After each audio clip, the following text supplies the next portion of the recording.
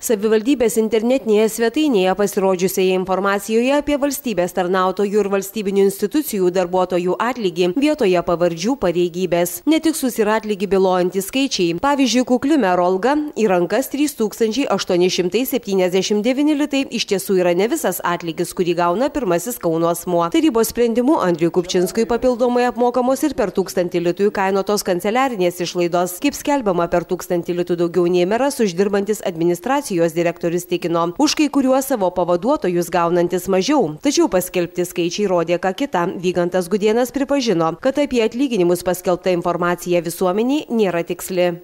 Paprastai turbūt skelbiama yra ta dalis, kur yra vieša ir sakykime, atvira.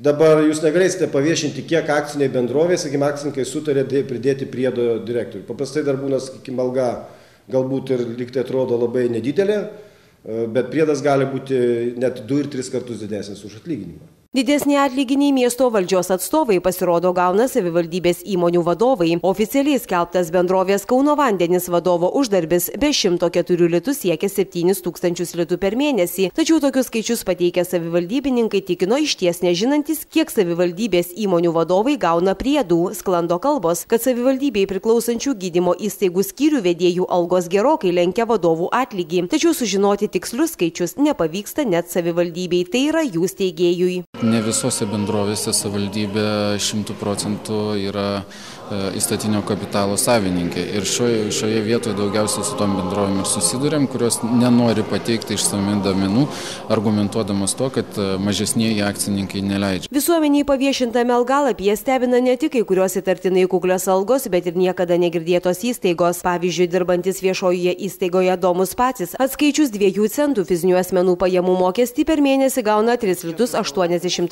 centus. Galbūt tokią informaciją paskelbusiems miesto atsakingiesiems dėlėtų pasidomėti, ar tokios įmonės iš viso egzistuoja. Mat, apie jų buvimą nežino net informaciją teikiančios bendrovės.